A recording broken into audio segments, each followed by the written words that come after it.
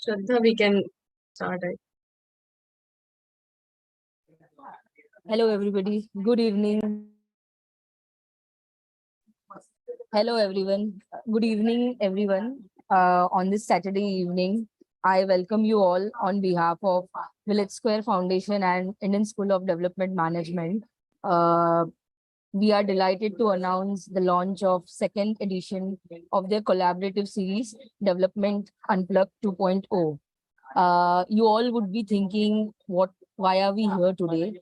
Absolutely would have seen the ads and all. But let me just tell you the importance of 28th May, and that is Menstrual Hygiene Day. This day we celebrate as to generate awareness and to create a dialogue about menstruation and menstrual care, so that by 2030 or say in coming years, we destigmatize menstruation and we start having a dialogue on menstruation and menstrual hygiene management. So I myself, Shraddha Doshi, and I started this journey in this development sector as period fellow with Sukhibhava, now known as Uninhibited, and moving forward to understand the system and to understand the management dynamics, I got connected to Indian School of Development Management. I studied the course and then continued working in this sector and joined Toy Bank, the Open Tree Foundation, to work with children because children gives me happiness.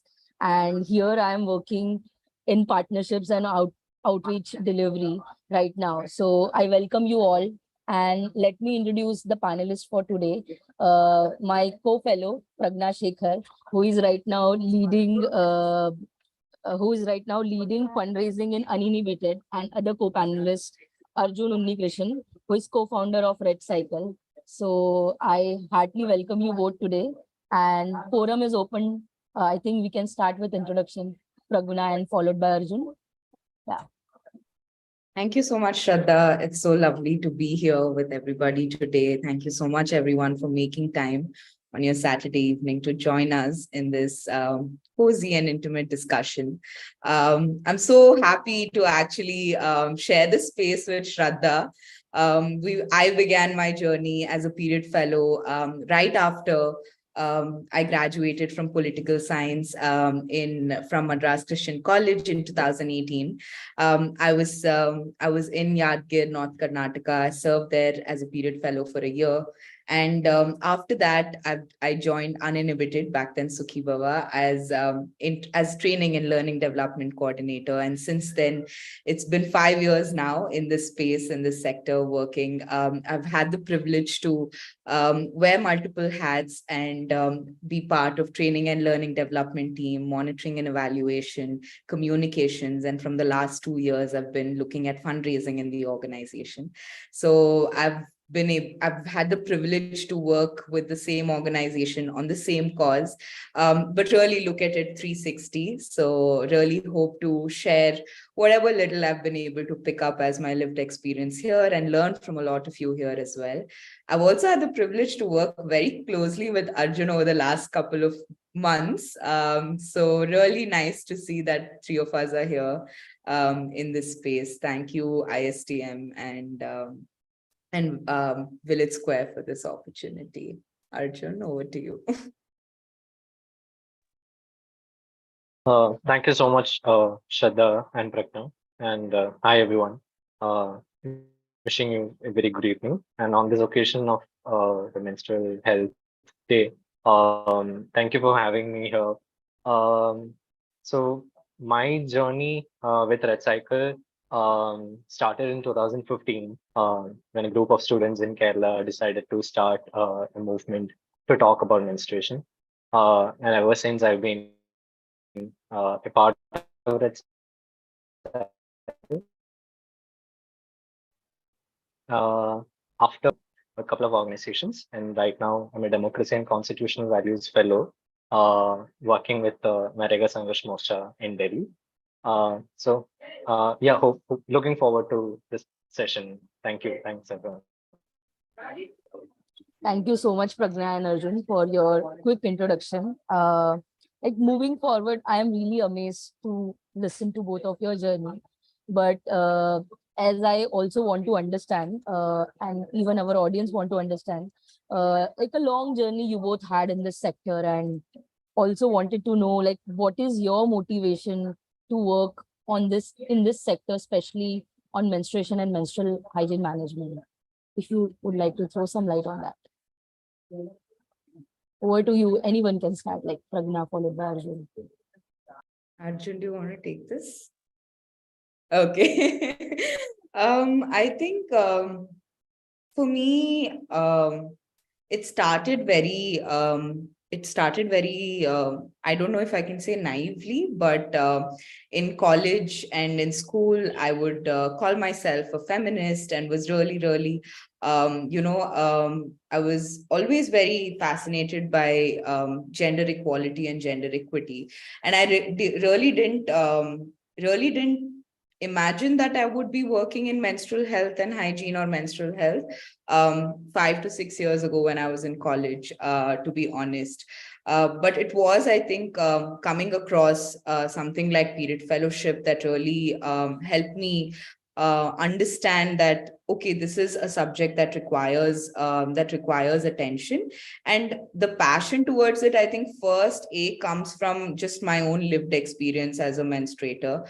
I think growing up in a household that is, that has um, religious affiliations, like most of us, I think there is a lot of shame around talking about menstruation openly. And I remember when I first got my period, the first thing I was told is, okay, now you're grown up, you can't really engage with men and be close to them like you were earlier, and you need to look at how you behave yourself and how you show up in public spaces. And like just how I was living my life before I started my menstruation, and the things I had to change once I started menstruating was entirely different. Like my life changed 360, and that's where I think my relationship with my own body also shifted a lot.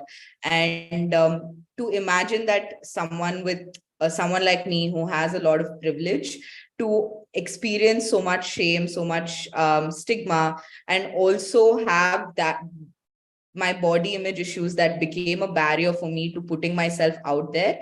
When we add a lot of other factors, like factors when we consider marginalization from girls coming from different backgrounds, I think the layers just get a lot more complicated. And that exposure I was able to get during the fellowship program. So when I saw how as soon as a girl's as soon as a girl starts her period, her life changes 360. I was privileged enough to still afford to go to school and sort of like take my life from there. But a lot of girls don't have that privilege, just because the idea of a girl becoming a woman and what that womanhood means in a society is so different, and that comes with menstruation. And was able to see there how a lot of girls would have to drop out of school or get into early marriage, or just they would be 18 or 17 years old and be mother of 3 to 4 children already. The girls I would take sessions with, and to see how that it has a real life impact, but is always neglected in our scope of development, is what I think till today has stuck me around for 5 years. And I hope to continue in this space for a lot more time than 5 years now. Yeah. Amazed to hear, Pragna, your thoughts, specifically like starting from lot of shame and then about body images and then being a menstruator. Like I can totally empathize. The journey is very different, and I'm so happy you are making a change right now. Listening to your journey gives me goosebumps. So yeah, I would request Arjun to share your thoughts on your journey. More than my journey, I would like to share the Red Cycle's journey since 2015. In 2015, there were a lot of student movements happening across the country. Um, uh, trying to break silence around menstruation, like in Jamia Millia University, in Jadavpur University, even in Delhi University. So inspired by these movements, a bunch of students in Calicut in Kerala decided to start a Facebook page named Let's Talk About Menstruation. That is the first form of the Red Cycle. So in the Facebook page, we know like we used to steal content from other websites and we used to post it on the Facebook page. We used to earn likes. And the first intention of starting something like, I mean, the initial idea behind this was to promote self-help groups, maybe to promote low-cost sanitary napkins and also to build access to such low-cost sanitary napkins. This is largely influenced by uh, a certain person who is called the Batman nowadays. But then later we started shifting. We started going away from that idea. We realized that product was not the problem here. We understood the importance of putting people at the center of this cause. So it was in 2016, under the leadership of Mimansa, the Red Cycle was born. So Mimansa was leading the Red Cycle from 2016. It's important that I put forward these names because these are the people we seldom know who has worked in the sector, who has contributed immensely to the sector. And later in 2016, we know that Happy to Bleed campaign started by Nikita Azad. It also inspired us in many ways. It also made us to look at the importance of looking at importance of going against the commodification of menstrual health. And then we were introduced to the ideas of sustainable menstruation by 2017. That was the time when Arpita Bhagat started this period of change campaign. Arpita Bhagat was running the Kachara project, and then there was a sub campaign called Period of Change. And that was the same time we crossed our paths with Sustainable Menstruation Kerala Collective in Kerala, who initiated the first public event around menstruation in Kerala in 2017. Later in that year, in 2017, we associated with Sustainable Menstruation Kerala Collective to organize something named Artavayanam, the journey of menstruation, which traveled across the state, all the 14 districts of Kerala. We held meetings in schools, colleges, and public spaces, and we engaged with more than 20,000 people through that campaign. It was sponsored by so this was a first exposure to large sections of society, and through this campaign, we realized the reality of menstruation in Kerala. Now, after 2017 comes a very interesting year, which is 2018, when the Kerala floods happened, and also soon after the Sabrimala judgment came. Kerala floods was important because we heard many stories of people demanding sanitary napkins, and that was a time when many people around us started acknowledging the existence of sanitary napkins. And people also promoted sustainable products during that time. There were relief camps which started demanding sanitary napkins in large number. So people actually broke the silence around menstruation during that time. And then came the infamous Sabrimala incident. And then post judgment, we were actually very, very scared to go out in public and talk about menstruation because that was a very, very volatile time for us to work on ground. But then there were schools which remarkably conducted sessions which invited us and which specifically requested us to talk about justice in schools.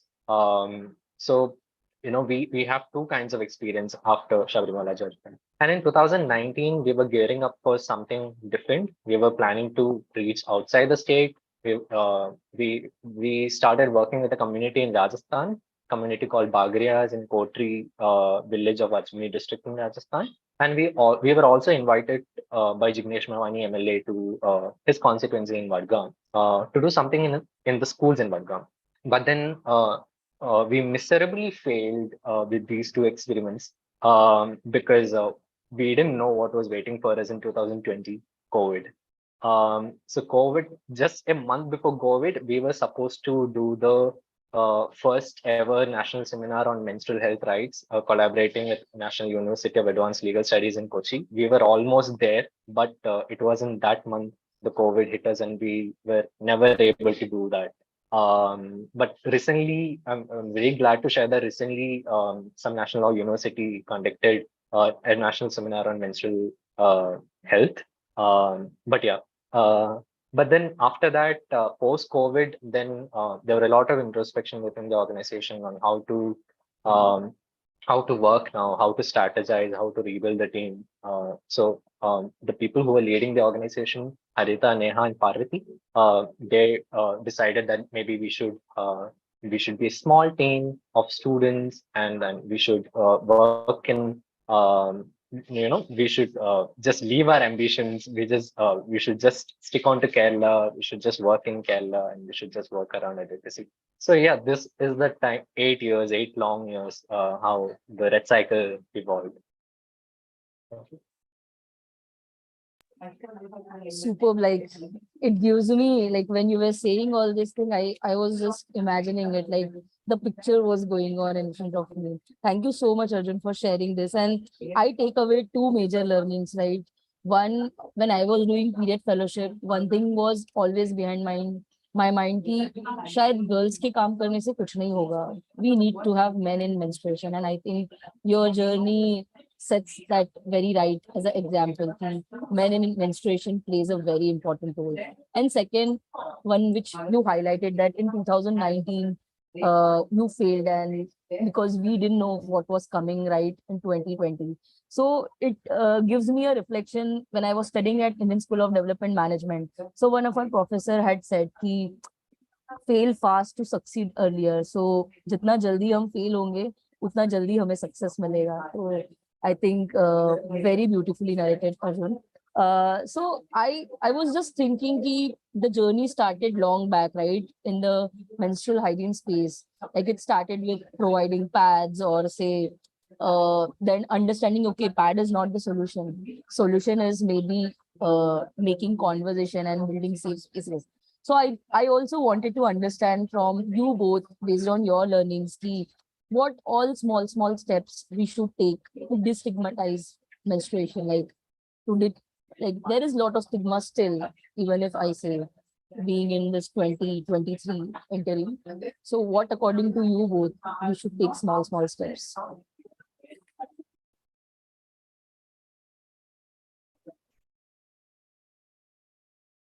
I think personally, thank you, Arjun, for sharing. That was a very inspiring journey to just listen to. I think it's destigmatizing menstruation is very complicated, and I think it is something that starts we can go into we can look at it personally, we can look at it as an individual, we can look at it in our own households, we can look at it within a system, and we can look at it at any levels, right? And at each level, I think it is so much more than what it is, and what we can sort of comprehend. Like Arjun was sharing, like, they began their journey by thinking that, okay, maybe just distributing pads is enough, but would accessibility just solve the issue? No. But it's something that I think is deeply ingrained in how we look at female bodies and what female bodies are expected in a social setting, and that sort of shifts with menstruation. So if all of us had to ask ourselves this question, I think the way that we look at ourselves and the way that we look at women around us shifts as soon as she starts bleeding. And why is that is a deeper question to sort of think about. But at an individual level, something that we have strived at Uninhibited, while also working on this for almost 9+ years now, is how are we building safe spaces, and how are we and what does safe space mean? It is a space where one is able to bring their full selves, and they're able to feel that the space is non-judgmental and they are able to ask any question that is there. So I think the idea for me, at least, it starts with critical thinking, because most often we're not even taught to sort of question certain beliefs and certain ideas or certain thoughts that are told to us that this is how it should be. So I think for me personally, if I look at it, it started there. My journey started there, but it is a lot more than that. When I look at de-stigmatizing menstruation or normalizing menstruation, I think at an individual level, it starts with very small things, right? Like, if I reflect, what are the spaces that I may not like sort of talk about this very openly. Like, for example, am I not talking about this with my friends or with my family, or just being or coming from a place of curiosity, like understanding or asking questions, like, if we can go ask our own grandmothers and our own mothers for their lived experiences around menstruation, I think that's a small step of breaking a silence and providing them a space. Like, one activity that we would do in our sessions around behavior change is first period story. That's how you break a silence, right? We would go into a classroom and I would narrate my first period story and ask the girls, okay, does anybody want to share their first period experience? And most often you're met with silence for a while, and then one person stands up, shares, and then it sort of is a ripple effect. And I think with destigmatizing menstruation at an individual level for self, it starts with that. Like, what are the spaces that we don't think we're talking about this openly? It could be with our own partners, it could be with our children, it could be with, like our house helps or domestic workers, whatever spaces that we think we have not spoken about this openly before. I think it's starting from there. But if I look at it from the lens of development, for me, I think it is so much more than that. Menstruation or menstrual health cannot, I don't believe, as I've been working in this space for 5 years, I don't think we can look at menstrual health or solving menstrual health as a subject alone, because it is an entire life cycle of a woman of not just a woman. A menstruator bleeds for 40 years, almost 35 to 40 years of her life, like so many cycles that she has to go through, right? So if I look at it, menstruation for me is a lens. It is more intersectional. So for any organization or anybody who wants to do any kind of development work, and if they're looking at it from a gendered lens or a women empowerment lens, or working with women and girls for that matter, are we considering menstruation as a lens, is a question I would like to ask. It could be education, it could be livelihoods, it could be health, it could be human rights, it could be anything that we are working on. But if we are working with female bodies, is menstruation a lens for us or not? If it is not a lens, then we are really, I think, leaving behind or disregarding a major part of female body's lived experience that they carry with them for their entire lives. And on top of that, there is a lot of stigma and shame that there's no space for them to talk about it openly. Something as simple as in our own like sort of workspaces, a conversation that came up a lot nowadays is menstrual leaves. Like, is that something that it should be given or it should not be given? Like, but for me, I think even starting that conversation is a big deal. It's not about should it be given or should it not be given, but are we creating spaces where we can engage on this subject openly? And when we are looking at any space of development or change, are we looking at menstruation as an angle or a lens?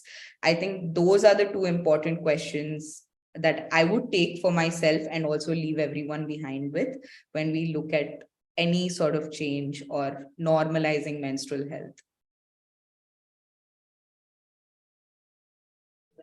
Very true, right? There has to be an intersectional lens, and it's not just a one subject, as you said, menstruation, because it comes up with lot of different things, right? Systemic lens and say gender lens, and how as an individual what we would like to do in that space. I'm very thankful the audience have also started participating in that, and Before Arjun shares his thoughts, I would just like to highlight the questions. One of you can start with that. One question is asked, why people hesitate to talk about menstruation, and what are the current challenges at policy level for menstrual health management, nationally or internationally? Any one of you would like to address that? Or you want me to direct it to anyone? But I think it's choice based, so let's keep it choice based. One of you can address. I could take, I mean, I would love to hear Arjun's thoughts also, but I can take what my perspective on current challenges for nationally and internationally, like policy level changes. I think, Shweta, thank you for that question. This is something that even I've been reflecting about, and at least I believe it to be slightly subjective. But at least at a national level, I think so far, most of the policies have been looked at from access to products lens and mostly access to sanitary napkins. And this has been sort of mitigated through like free sanitary pad distributions in school. At least in Karnataka, if I take an example of the Karnataka government, there's been a scheme where girls get free sanitary napkins in school. And now the Karnataka government wants to look at sustainable menstruation, and they've launched a new scheme called My 3 Cup scheme, where they're sort of distributing free menstrual cups. Now, I think with more than a policy level challenge, I feel like India I'm going to speak nationally first. Like nationally, if we actually do a little bit of research, we can see that the Indian government has actually like really good policies, at least in place, and handbooks in place, curriculums in place. There is a lot of roles and responsibilities already department wise that is given out in terms of how menstrual health should be looked at as an important subject. And now Supreme Court has also sort of mandated the government to look into it more holistically than just product distribution. I think the challenge is in implementation of it and prioritization of what is already existing at a national level, which is not happening because it comes back to the point that people don't want to talk about this subject. People don't think it's important enough because women themselves have not been provided a space, or menstruators themselves have not been provided a space where they can like sort of stand up and speak about this and be like, this is an important issue for us, let's look at it, right?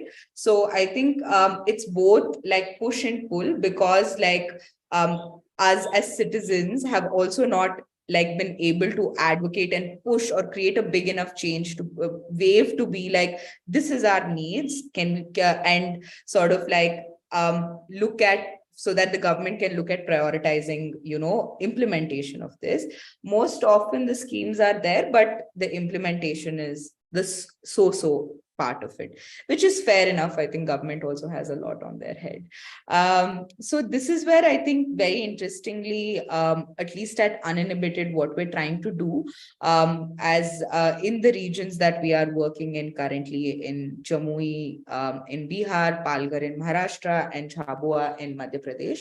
I'll take the example of Madhya Pradesh here, Jhabua, district of Jhabua, where the district administration in 2022, on 28th May, launched this program called Mission Mahima. I would really encourage everyone who is interested to just go look into it. It's on their website as well. So Mission Mahima aims to make Jhabua district period friendly in the next 5 years. And it's a very, very big, it's a very big ambition that, people have signed up for. And this is in collaboration with UNICEF. UNICEF and TRI has also played a big role, Uninhibited and FBA. So here, what they're looking at is really what Uninhibited was also trying to do with the district administration is working with these government departments and district administration to prioritize menstrual health and looking at different departments. It could be education department, it could be water and sanitation, it could be health. And SBM, for example, Swachh Bharat Mission, how can we look at menstruation as an intersection in all of this, and how can the district administration now has an MHM cell where they're really monitoring the sort of implementation very closely in the district. And as part of this, we're also like training the frontline workers with our behavior change curriculum, which focuses on like normalizing menstruation and destigmatizing menstruation. So how can, even when we're talking about menstruation, it's not just products or access to products. Can we look at, while that is important, why it is just a symptom, the root of the issue is the fact that there's so much shame to talk about it, which leads us to deprioritize it. It could be at an individual or a national level. Internationally, I'll just take a minute. I believe that a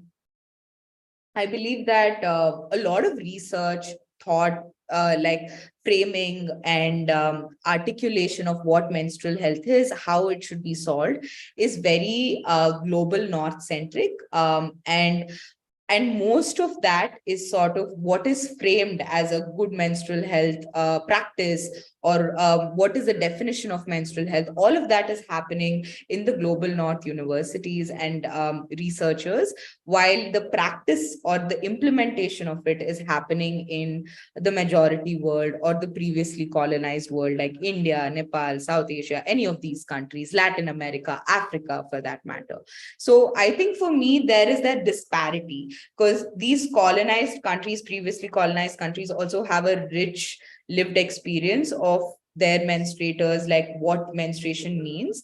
And the idea of shame around female body also comes from a very colonized perspective. So to have like previous colonizers defining what it is onto practice in previously colonized states, I think there's a power imbalance there in how we look at policy or framing of this as well. So I think it's about, for me, the gap I would like to see to be filled in the couple of years is like young practitioners, researchers, advocates from global south and majority countries to actually take up space and bring out more narratives and thoughts and ideas and research around menstrual health and the intersection of it in different areas from our regions onto the world, so we are able to push this narrative out as well. So yeah, I'll just pause there.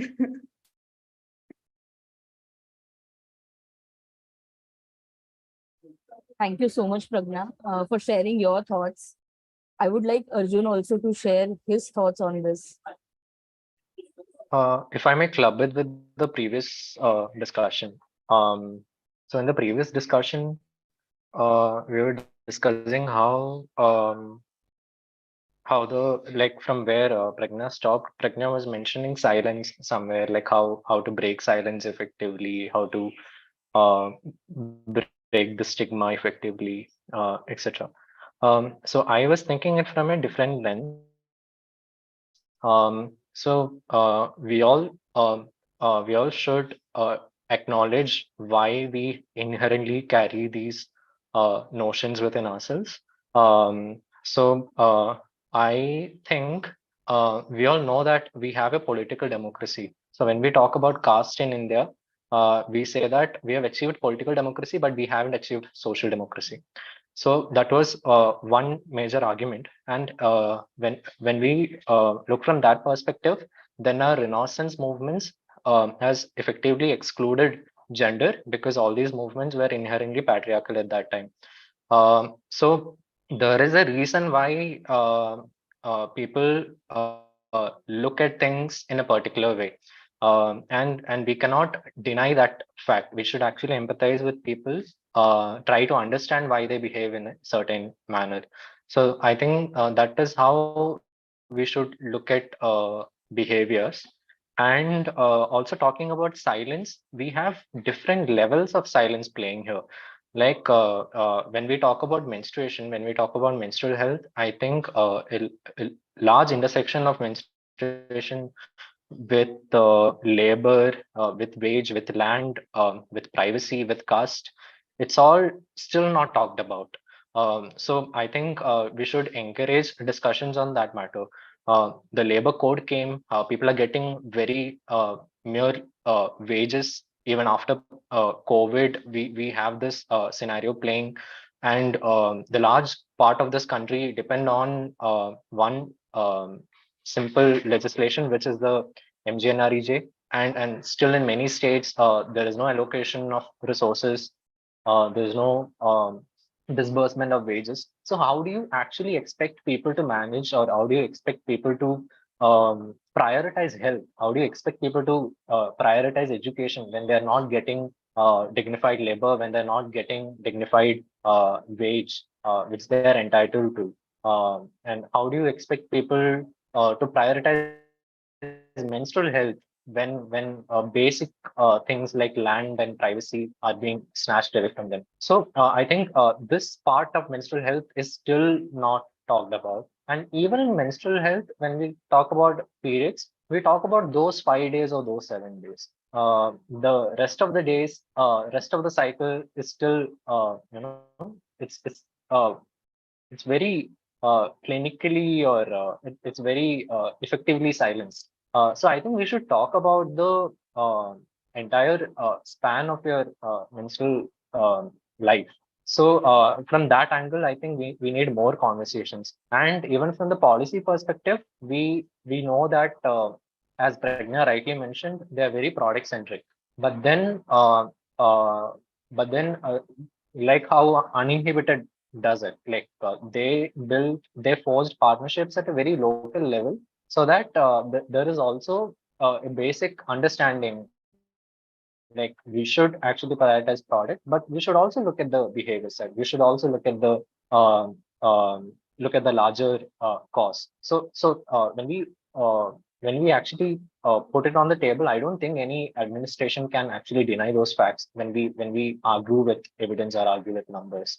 So evidence is very important when it comes to negotiating with administrations. And I think establishing menstrual health as a distinct domain, I think it's high time to do that. We still talk it under SRH, or we still talk it under ASRH, or such domains. But I think we should establish MHH or MHR as a specific or distinct domain, and it's high time for that. And also, leaders have been talking about menstrual health since last few years, which is good. Uh, Even from the very regressive political sources, we have been hearing them very comfortably talking about these terms, which is good. But then, what about allocation of funds? Are they allocating funds not just for products, not just for product distribution, but also for other matters? That is very important. And also, strengthen existing programs is very important. We have programs, we have policies in place, we have everything in place, but strengthening the structure of these programs are very, very crucial.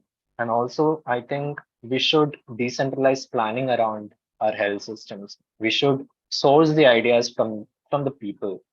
We have panchayats, or we have three-tier governments, but we don't use it for planning. We have gram sabhas, but how effectively do we use these for planning? From Kerala, there are many examples. If you look at the panchayats in Kerala, not from the state governments, but the panchayats are taking initiatives because the gram sabhas demanded them to initiate action on menstrual health. So gram sabhas have a major role to play here. So strengthening gram sabhas and decentralizing planning and motivating people to participate in such plannings are very important. So through that, we need to build a people-centric approach rather than a product-centric approach. And then meaningful partnerships are possible only at a local level. I don't. When you go to the state level, then we are handling with a larger demography. Then there will be a lot of arguments. But Pragna cited the case of Palghar. So I think that is a result of meaningful partnerships at a very local level. So that is also very crucial when it comes to. So when all of this combines, then only I think we can effectively break the stigma, or effectively break the silence around this.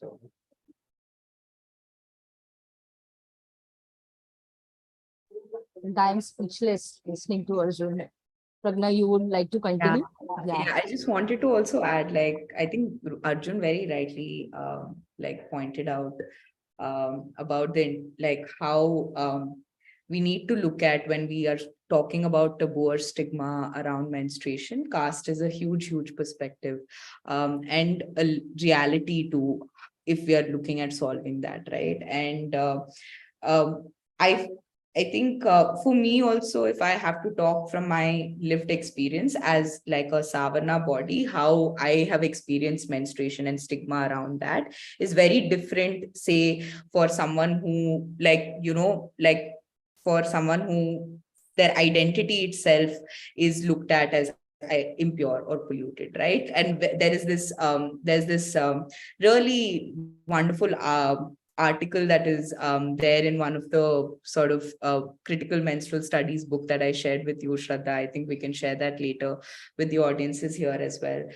where there's this one article around the looking at caste as a lived reality in menstrual experience, and where they speak about they speak about how the author tells that caste is her period, and because she does not really menstruation doesn't affect her the same way as it affects Savarna women, and caste for her is her period. And I think that's a very powerful statement. And most often I think this is a reflection for me as well. Most often in the interventions or the interventions that we develop for like rural and tribal communities, I wonder if we are looking at, like Arjun pointed out, caste as an angle when we think about behavior change, when we talk about what when we say we need to destigmatize, a lot of these communities may not even look at menstruation as a stigma. So when we go in with that lens, what are we going in with is a question that I am also left with sometimes to wonder.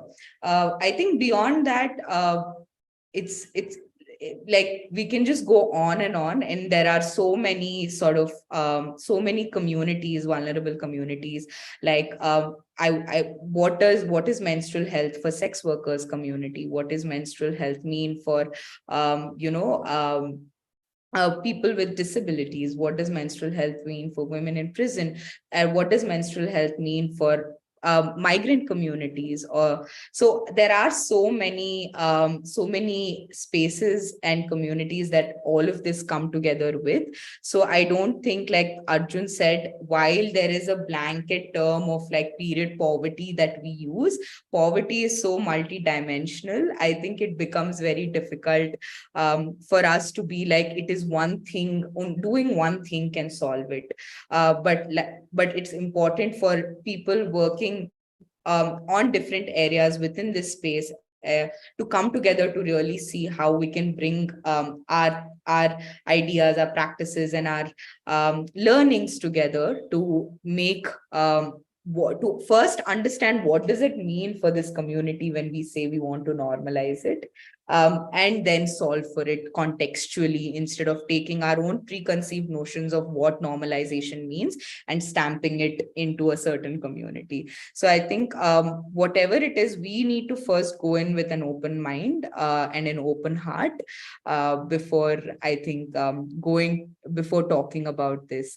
So that is one. And second, like even with research, I wonder, like how much, because there is so much, there's not this has not been prioritized as much as so many other spaces and so many other developmental topics. I feel like there is a lot of scope for research also, for us to understand a lot more and learn a lot more in this space. I think we've seen menstrual health really take a lot of space in the last couple of years, but I think we still have a long way to go.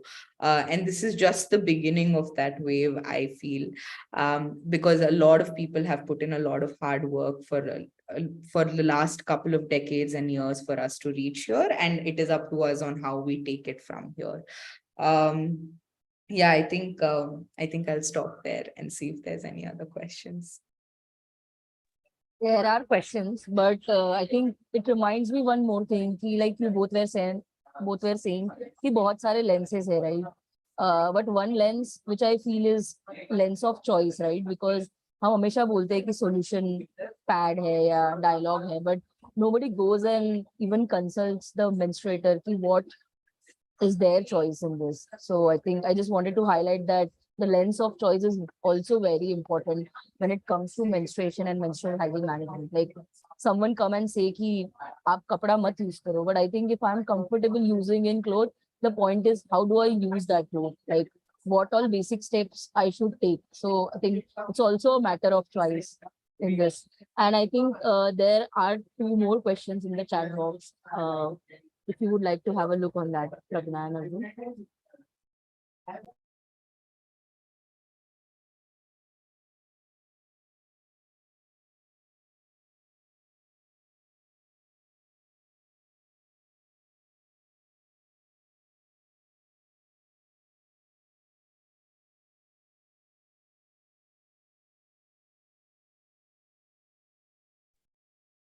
Arjun, do you want to take the example of Kerala? Is that a question? From my understanding of that matter, I think the Gram Panchayats in Kerala depends on which Panchayat are you talking about, because from Panchayat to Panchayat, they have different contracts with different agencies. So it also depends on how they look at waste management largely. And there is an example of green worms. If you look at green worms in Kerala, they have started associating with some of the local bodies, and they're good. They're doing significant work around this area, around the decentralized waste management. So in Kerala, if you look at the large cities, Trivandrum has a decentralized waste management. It doesn't have a centralized waste management. It's not collecting waste and dumping it in one place. But when you look at Kochi, we know the recent incident of the waste heap catching fire. So I mean, they are also walking towards the decentralized way, but even in Calicut, it's centralized waste management. So it depends on the decisions which each district or each local body has taken. So can't generalize it, but yes, there is a flaw. There is a flaw in the whole solid waste management.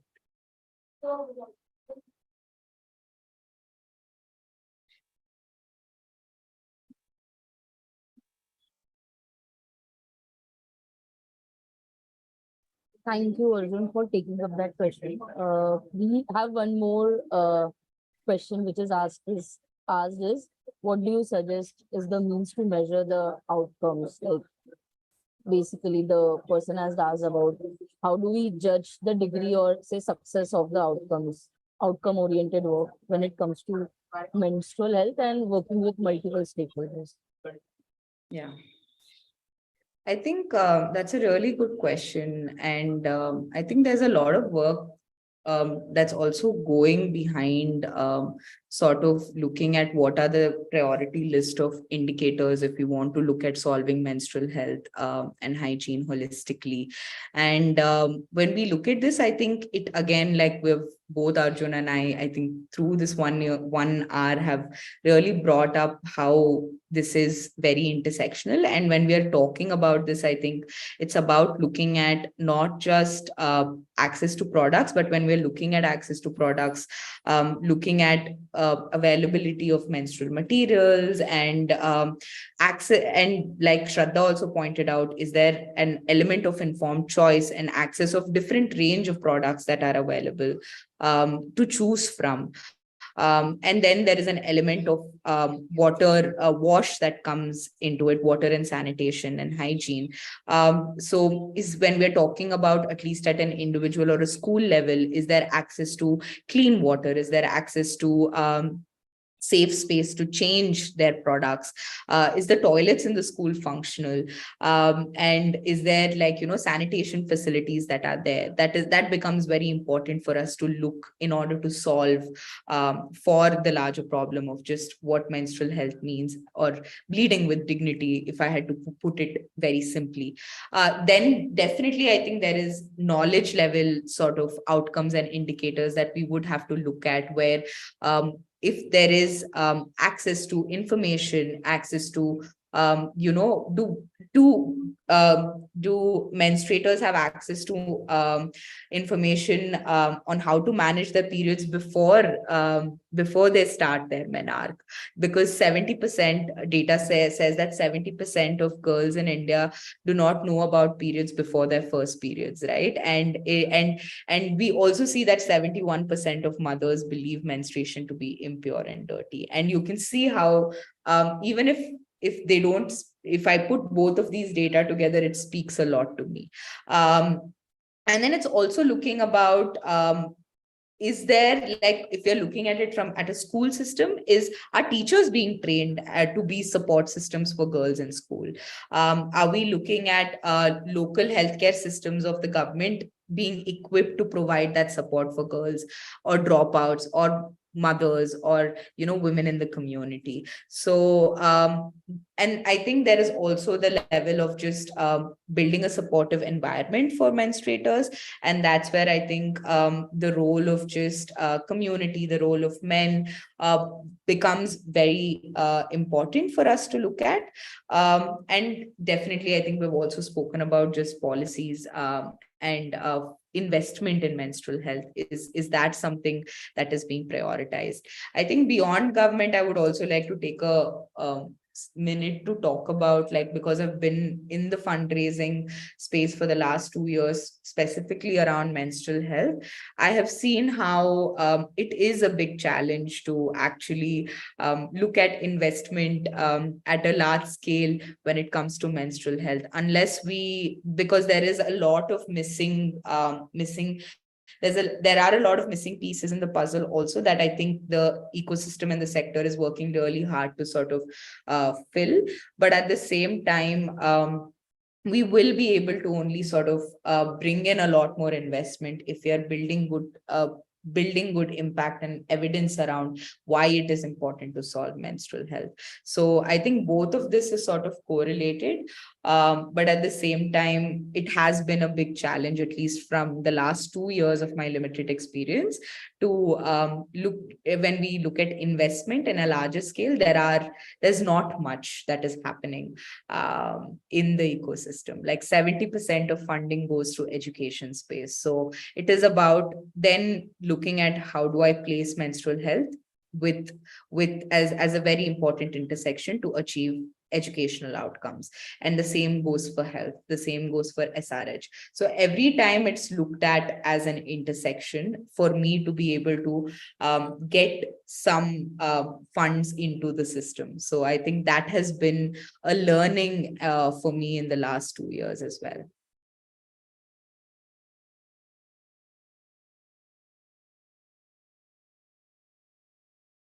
It just amazes me how menstruation connects to every different topic, but yet we are not having that as an individual domain. Moving forward, I also just wanted to, since you both are working in this sector from more than 2, 3, 5 years, would you like to highlight opportunities in this sector so that if youth contributes, we reach our goal a little faster?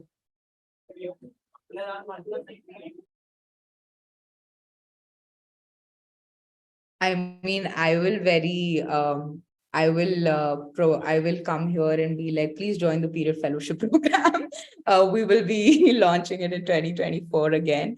But I think for me, that was a great, what's important in this space is also just being very intentional as social people who want to do some social development work. If I'm looking at, if I'm sort of choosing a specific cause to work on, I think that gives me a lot more sort of a lot more passion, power, and intention to be like, okay, this is what I will choose to work on. So if we are able to sort of arrive at that space where if we want to look at prioritizing, looking at gender or menstrual health or menstruation, I think there are a lot of organizations doing some amazing work out there. Like Period Fellowship was just like an insertion that I did here. But I think beyond that, you can always you can always access. There is this website called Menstrual Health Hub. You can always look at organizations that are working in different domains within the menstrual health, and sort of be able to reach out to them and understand how you can contribute and where you can contribute. You can also, I'm not sure I don't think there's anything very organized as such for me to be like, okay, you can take this or go to this website or go to this and see what are the opportunities in menstrual health space. We'll be happy to, like, if anybody is interested, you can reach out to me. We'll be happy to, like, talk and connect. But I think a good starting point would be going to Menstrual Health Hub, looking at the organizations that are working in India. And if anything, any of their work sort of interests you, then sort of reaching out to them personally and checking. That would be one way. And the other is definitely Period Fellowship. Thank you so much. Yeah, Arjun. After Pragna's back-to-back plugins, I would again like to recommend the Period Fellowship. Please join the Period Fellowship because I'm also an intern at Uninhibited. Why not? So nothing else. Like I think Period Fellowship. Like I've met many people who've been through the fellowship, and they are very resourceful. So you can guess how much the fellowship contributes to make leaders. So yeah, I would highly recommend that. I am not aware of any other opportunities. Please give me some opportunities. I'll accept it. Thank you so much for highlighting that. Let me just also add to what Pragna and Arjun said. Since my journey in the sector also started with Period Fellowship, and there are other fellowships around menstruation and gender health. So one can also look at that. And there are different roles. Like if you are aware ki what is your strength, say if you like to do fundraising, or say if you like to talk to people, you can definitely look at roles like partnerships, or say making different programs, or say in the communication verticals. So there are a lot of roles which one can explore. And it takes me back, because when I was a Period Fellow, I was a lot curious ki ye aisa kyun hota hai, and what are the different questions. And I think when Pragna and Arjun were sharing their journey, I could reflect back to my learning journey at ISDM, where एक individual से शायद change नहीं होगा, या एक organisation से change नहीं होगा. It's all towards like a ecosystem, like very rightly said कि स्टेट को भी उसका रोल प्ले करना पड़ेगा, मार्केट को भी करना पड़ेगा, एंड सिविल सोसाइटी को भी करना पड़ेगा. तो I would definitely request each one of you to have a look at the ISDM course structure also, because it will help you to develop your skills and make yourself better and work and contribute yourself in this sector. One last question, Pragna, one of the attendee has added in the chat box, like, why do you think funding for menstrual health is still limited? If you want to take that up before we wrap up. Yeah, I think it's very simple. Most I mean, it's different again for like foundations and CSRs, but most look at something that is a very tangible output. So if I'm saying that I'm distributing X number of sanitary napkins or sanitary products and setting up like dispensing machines or incinerators, I think it's easier tangible outputs to show, and which is also very necessary. And I think for that, I think the case is sort of building where people, there is a lot of, buzz around menstrual health for receiving funding around these areas much more easily than if someone is choosing to do a very intensive, rigorous behavior change work or advocacy or research for that matter. I think being able to take time to show some tangible sort of outcomes, which are also subtle and require very intersectional work. It's going to take a long time for us to build evidence, and while we're building evidence, it's also important to build narrative around why it's important. So I think that's the work a lot of folks are doing in the ecosystem already, and is happening. So it makes me very hopeful. But at the same time, compared to a lot of other sectors within the development space, this is, I think, very, very minuscule. And we have a long way to go to sort of build that case for ourselves.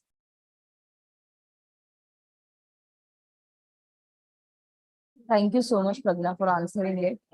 Before we move towards closure, Arjun or Pragna, do you have any concluding message for our audience?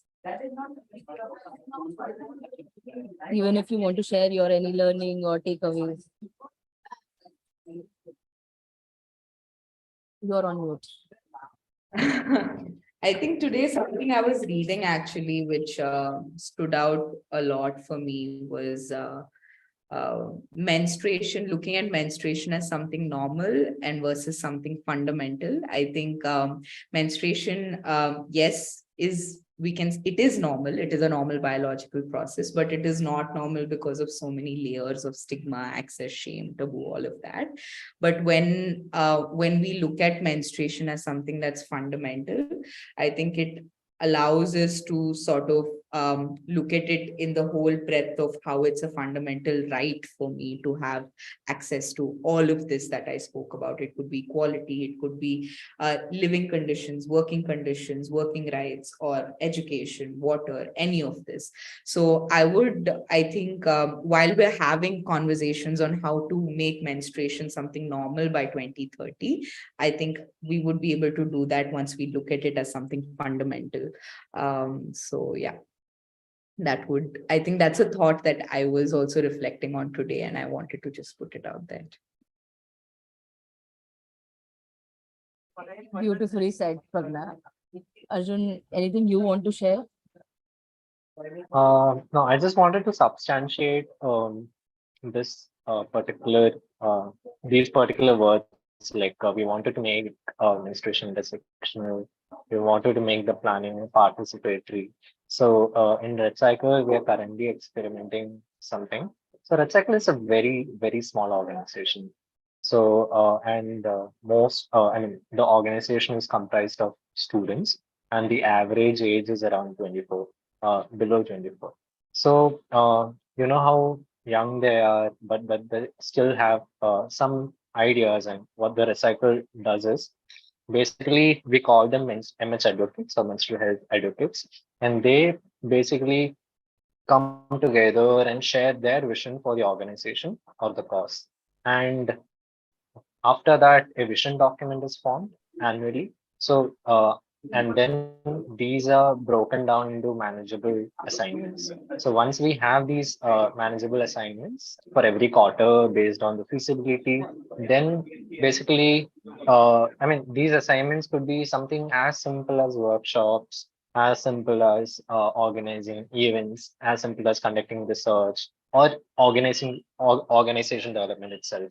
So basically, they are building the organization. It's their ideas. They're working on their ideas. They are building their ideas. We don't have, we do have a program. We are working around a program, but we also give importance to this participatory way of working. And in the coming years, we are committed to make it more democratic, more participatory by opening it to a large population. So this is the way we are functioning right now. And the organization, I don't know, it's very different from uh, many organizations. Like it's largely crowdfunded, 100% crowdfunded actually. So we haven't explored the grants or CSRs yet. So it's mostly, you can call it maybe a socialist alternative in menstrual health space. As of now, it's currently functioning that way. But yes, we are building ideas, and we are building some programs, and we are working towards that. and we're hopeful that we'll be successful one day. Thank you so much, Arjun, for sharing this. And before I wrap up, I would like to share my one learning and takeaway. That is when Arjun was talking about behavior change communication. So I think I will go away with this thought: ki what is that nudge which I, as an individual, should use when I am building that space for conversations, so that people make safe spaces and start having conversations, so that shame around menstruation reduces day by day. And one day comes when this is a fundamental and not the, like how Pragna said, we have to look at from the lens of fundamental. Thank you so much, Pragna and Arjun, for joining us today on Saturday evening and sharing all the knowledge and experience on your work journeys and around menstruation. And I also thank everybody who has joined us today. I would request all of you to please keep follow Village Square Foundation and Indian School of Development Management to be updated regarding next webinars on Development Unplugged. Thank you. Thank you very much. Thank you, Shraddha. You are a wonderful host. Thank you. Thank you so much, everyone. Thank you, Shraddha. Thank you, Arjun. Thank you, Pragna.